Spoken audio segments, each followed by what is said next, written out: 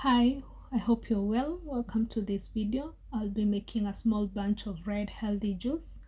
It's a very nutritious juice and I hope you can give it a try. Remember to like, share and subscribe.